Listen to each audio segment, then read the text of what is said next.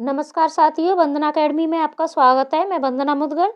तो आज मैं आपके लिए फिर से प्रैक्टिस सेट लेके आई हूँ और आज सीडीपी का प्रैक्टिस सेट है और आपको डेली ऐसे ही प्रैक्टिस सेट मिलेंगे। अगर आप चैनल पर नए हैं तो चैनल को सब्सक्राइब कर लें ऐसे ही वीडियो देखने के लिए और जुड़े हैं चैनल के साथ।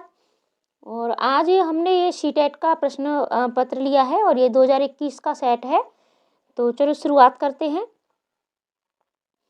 एक खेल क्रिया के दौरान चोट लगने पर रोहन रोने लगा। ये देखकर उसके पिता ने कहा, लड़कियों की तरह व्यवहार ना करो, लड़के रोते नहीं है। पिता का ये कथन ठीक है क्या दर्शाता है?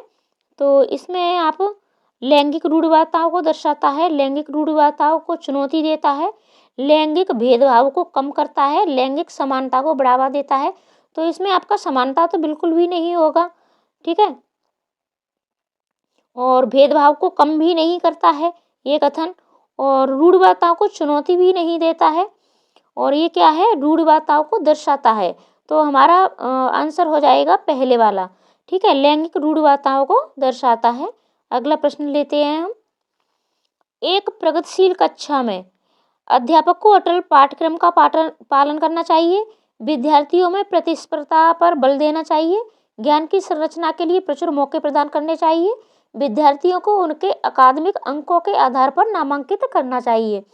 ठीक है, तो हमें अंकों के साथ तो कभी भी, यानी जहाँ भी हमारा ये अंकों से विद्यार्थियों का मापन हो जाए तो वो हमारा नेगेटिव पॉइंट होता है, ये हमें कभी नहीं करना चाहिए।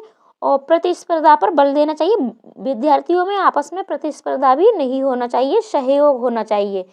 और अटल पाठ्यक्रम यानी एक पाठ्यक्रम के अनुसार पढ़ाना, यानी पाठ्यक्रम पर हमें उसे अटल होना चाहिए, ये भी नहीं होना चाहिए। उसे पाठ्यक्रम के अलावा विभिन्न चीज़ों से पढ़ाना चाहिए, विविध मौके दिए जाने चाहिए विद्यार्थियों को। तो हमारा राइट आंसर हो जाएगा 3, ज्ञान की संरचना के लिए प्रचुर मौके प्रदान करने चाहिए। अगला प्रश्न देखते हैं। एक गतिविधि के दौरान छात्रों को संघर्ष करते देख एक अध्यापिका बच्चों को संकेत और इशारे जैसे क्या, क्यों, कैसे प्रदान करने का फैसला लेती है। तो लेव-वाइगोत्स्की के सिद्धांत के अनुसार अध्यापिका की ये योजना, अभी मैंने पिछली वीडियो डाली थी कि सीटेट की तैयारी कैसे करें, तो मैंने आपको बताया था कि अगर आप लोगों ने नहीं देखी है तो वहाँ से उसको ज़रूर देखें कि आपको सीटेट की तैयारी के लिए लेव-वाइगोत्स्की और जीन पियाजे और कोहलबर्ग, इन 3 जो ये हमारे मनोवैज्ञानिक हैं, इनको अच्छे से पढ़ना है, अच्छे से स्टडी करनी है और इनकी जितने भी प्रश्न हैं तो उन पर आपकी पकड़ होनी चाहिए। ठीक है, तो अब देखो इसमें क्या है, क्या, क्यों, कैसे, ये सारी चीज़ें हैं। तो बच्चों को अधिगम के लिए निष्प्रेरित करेगी, निष्प्रेरित बिल्कुल भी नहीं करेगी, और छात्रों में प्रत्याहार प्रवृत्तियाँ पैदा करेगी, तो ये भी नहीं होगा। अधिगम की प्रक्रिया में अर्थहीन है, अर्थहीन भी नहीं है। हमारा इसका राइट आंसर है नंबर 2, अधिगम के लिए पाठ आधारभूत संरचना का काम करेगी, क्योंकि जब हम बच्चों से क्या, क्यों, कैसे इस तरीके से प्रश्न पूछते हैं तो उससे बच्चे क्या है, उस प्रश्न में यानी खोज वाले प्रश्न है, अन्वेषण। ठीक है, तो अन्वेषण हमारा सीटेट में बहुत ज़्यादा ये हमारा पॉजिटिव पॉइंट होता है। अगला प्रश्न, बच्चों के समाजीकरण के संदर्भ में निम्न में से कौन सा कथन सही है? इसमें आपका ये पहले वाला ऑप्शन सही है, यानी विद्यालय समाजीकरण का एक द्वितीयक कारक है और परिवार समाजीकरण का एक प्राथमिक कारक है। यानी हमारा बच्चे का जो समाजीकरण होता है वो सबसे पहले परिवार में होता है और उसके बाद विद्यालय में होता है। अगला प्रश्न लेते हैं। बहुबुद्धि का सिद्धांत जोर देता है, तो ये क्या देता है, बुद्धि केवल वस्तुनिष्ठ परीक्षणों द्वारा ही मापी जाती है, ऐसा बिल्कुल भी नहीं है। एक आयाम में बुद्धिमत्ता अन्य किसी आयाम में बुद्धिमत्ता निर्धारित होती है, ऐसा भी नहीं है। और बुद्धिमत्ता की विभिन्न दशाएं हैं, तो आपका राइट आंसर हो जाएगा नंबर 3, यानी बुद्धिमत्ता की विभिन्न दशाएं हैं। और बुद्धिमत्ता में कोई व्यक्तिगत विभिन्नताएं नहीं होती हैं, जरूर होती हैं व्यक्तिगत विभिन्नताएं। अगला प्रश्न लेते हैं। लॉरेंस कोलबर्ग, देखो अभी मैंने बताया था कि आपको कोलबर्ग जरूर पढ़ने हैं। तो कोलबर्ग के सिद्धांत के अनुसार किसी कार्य को इसलिए करना क्योंकि दूसरे इसे स्वीकृति देते हैं, नैतिक विकास के चरण को दर्शाता है। तो ये आपका राइट आंसर हो जाएगा प्रथागत, यानी हमारी प्रथाएं चली आ रही हैं कि ये काम हमारा नैतिक है और ये अनैतिक है, तो जब दूसरे इसे स्वीकृति देते हैं तो ये किस में आता है, प्रथागत में आता है। अगला प्रश्न देखते हैं। लेव वाइगोत्स्की, अभी देखो वाइगोत्स्की से भी प्रश्न आ गया। सामाजिक सांस्कृतिक परिप्रेक्ष्य अधिगम प्रक्रिया में के महत्व पर जोर देता है। तो जब भी आपका लेव वाइगोत्स्की का जो सामाजिक और सांस्कृतिक उन्होंने जो दिया है अधिगम में, तो अब इसके प्रश्न में ही इसका आंसर छुपा हुआ है, सामाजिक और सांस्कृतिक। ठीक है, तो हमारा राइट आंसर हो जाएगा सांस्कृतिक उपकरणों। अगला प्रश्न देखते हैं। जीन पियाजे अपने संज्ञानात्मक विकास के सिद्धांत में संज्ञानात्मक संरचनाओं को के रूप में वर्णित करते हैं। तो इसका आपका राइट आंसर है स्कीमा, यानी वो स्कीमा बोलते हैं। बच्चा जब स्वयं से बार बार करके उसको सीखता है, तो जो उसके सीखने में जो बीच की जो गैप होता है उसको हम स्कीमा बोलते हैं। जीन पियाजे के संज्ञानात्मक विकास के सिद्धांत में पूर्व संक्रियात्मक अवस्था में विकास का मुख्य गुण क्या है?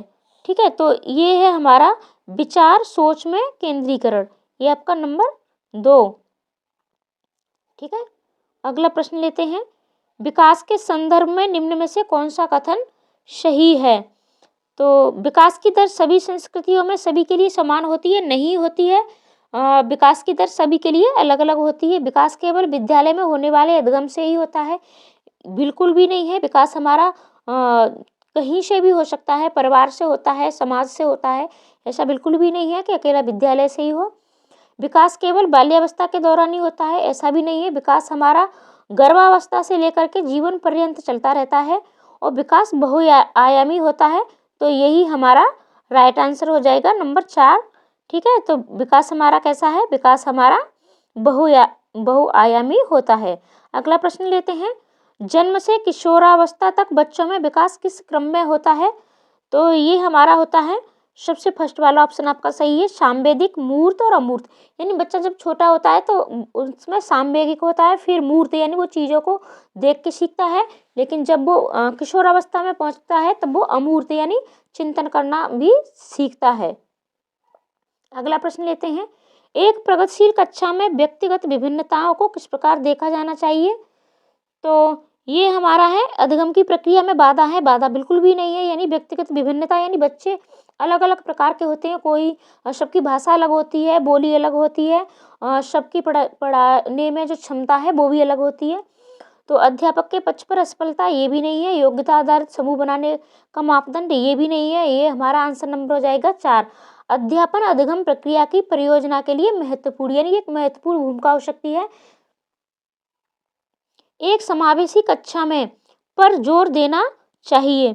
तो क्या देना चाहिए? ये हमारा राइट आंसर हो जाएगा नंबर 4। हर बच्चे के सामर्थ्य को अधिकतम करने के लिए अवसर प्रदान करने चाहिए। ठीक है, तो हर बच्चे को अवसर प्रदान हमें करना चाहिए। अगला प्रश्न देखते हैं। दिव्यांग जन अधिकार अधिनियम 2016 के अनुसार निम्न में से किस शब्दावली का प्रयोग उपयुक्त है?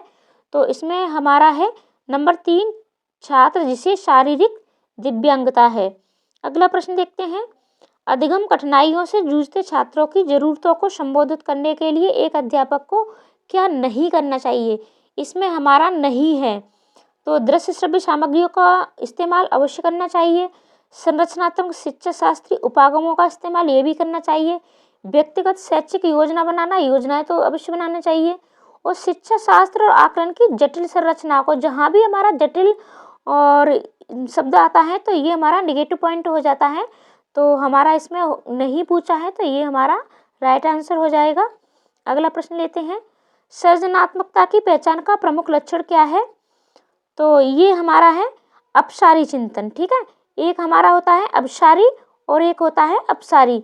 अपसारी होता है यानी बहुत सी यानी एक प्रश्न से हम बहुत परिमापों से उसे सोचते हैं, ये हमारा अपसारी होता है। अगला प्रश्न लेते हैं। विविध पृष्ठभूमियों के अधिगमकर्ताओं को संबोधित करने हेतु एक अध्यापक को क्या करना चाहिए? ठीक है, तो ये हमारा है विविध विन्यासों से उदाहरण देने चाहिए। ठीक है, तो बहुत सारे उदाहरण देने चाहिए। जब एक उदाहरण से बच्चा न समझे तो तब अधिगम यानी तब हमें सीखने वाले को यानी दूसरा उदाहरण देना चाहिए। हमारे उदाहरण विभिन्न प्रकार से होने चाहिए। फिर है समस्या समाधान क्षमताओं को किस प्रकार सुसाध्य किया जा सकता है? तो ये हमारा समरूपों के इस्तेमाल को बढ़ावा देके। नंबर 3, अधिगम की अभिप्रेरणा को किस प्रकार कायम रखा जा सकता है? तो बच्चे को दंड देकर, दंड देकर तो हम बिल्कुल भी नहीं रख सकते। प्रवीणता अभिमुखी लक्ष्यों पर जोर देकर बच्चों को बहुत आसान आसान क्रियाकलाप भी नहीं देना है। यंत्रवत याद करने यानी लर्निंग पर तो हमें बिल्कुल भी जोर देना ही नहीं, ये तो हमारा नेगेटिव पॉइंट ही आता है। और ये दंड देना ये भी हमारा नेगेटिव पॉइंट है। तो इसमें हमारा सही आंसर हो जाएगा, तो सही आंसर हो जाएगा नंबर 2 यानी प्रवीणता अभिमुखी लक्ष्यों पर जोर देकर। अगला प्रश्न लेते हैं। शर्मिंदगी, ठीक है, का संज्ञान से कोई संबंध नहीं है, का संज्ञान पर नकारात्मक प्रभाव पड़ सकता है, तो यही आपका राइट आंसर है। यानी बच्चे जब शर्मिंदगी करते हैं, उनमें ज़्यादा होती है, तो ये हमारा क्या होता है, नकारात्मक प्रभाव पड़ सकता है बच्चा सीखने में। बच्चे टीचर से झिझकेगा पढ़ने में, यानी बहुत सारी इसकी हमारी नकारात्मकता का प्रभाव बढ़ सकता है। ज़्यादा हम व्याख्या नहीं करेंगे, वीडियो बहुत लंबी हो जाएगी। निम्न में से अध्यापन अधिगम का सबसे प्रभावशाली माध्यम कौन सा है, तो विषय वस्तु को यंत्रवत तो हमें बिल्कुल भी नहीं बनाना है, ठीक है, नकल भी नहीं करनी है, और बिना विश्लेषण के अवलोकन बिना विश्लेषण के भी नहीं करना है। तो राइट आंसर हमारा हो जाएगा संकल्पनाओं के बीच संबंध खोजना, ठीक है। अगला प्रश्न लेते हैं। एक अध्यापिका को दिए गए किसी कार्यकलाप में छात्रों की विभिन्न त्रुटियों का विश्लेषण करना चाहिए, क्योंकि वह दंड की मात्रा में निर्धारित कर सकती है। दंड वाला तो हमारा कभी भी होगा ही नहीं, ठीक है, ये हमारा ऑप्शन नहीं होगा। और इसके आधार पर वह ज़्यादा त्रुटियां करने वाले छात्रों को दूसरों से अलग कर सकती है। ऐसा भी नहीं करना है, हमें छात्रों को कभी भी किसी से अलग नहीं करना है। अधिगम केवल त्रुटियों के शोधन पर निर्भर है, ऐसा बिल्कुल भी नहीं है, यानी अधिगम हमारा त्रुटियों के शोधन पर निर्भर नहीं करता है। और हमारा राइट आंसर हो जाएगा नंबर 2, त्रुटियों की समझ अध्यापन अधिगम प्रक्रिया के लिए अर्थपूर्ण है। अगला प्रश्न लिखते हैं। बच्चों को सीखने में कठिनाई होती है जब सूचना अलग अलग टुकड़ों में प्रस्तुत की जाए, ठीक है, तो यही हमारा राइट आंसर हो जाएगा। यानी सूचना जब अलग अलग टुकड़ों में प्रस्तुत की जाती है तो बच्चे को कठिनाई होगी, और आंतरिक रूप से अप्रेरित होगा तो वो जरूर सीखेगा। सामाजिक संदर्भ में बहुत जल्दी बच्चे सीखते हैं, और विषय वस्तु को जब बहुरूपों में प्रस्तुत किया जाता है, जब एक चीज़ से वो नहीं समझता तो उसी विषय वस्तु को हम दूसरे रूप में समझाते हैं, प्रस्तुत करते हैं, तो बच्चा उसे जल्दी से सीखता है।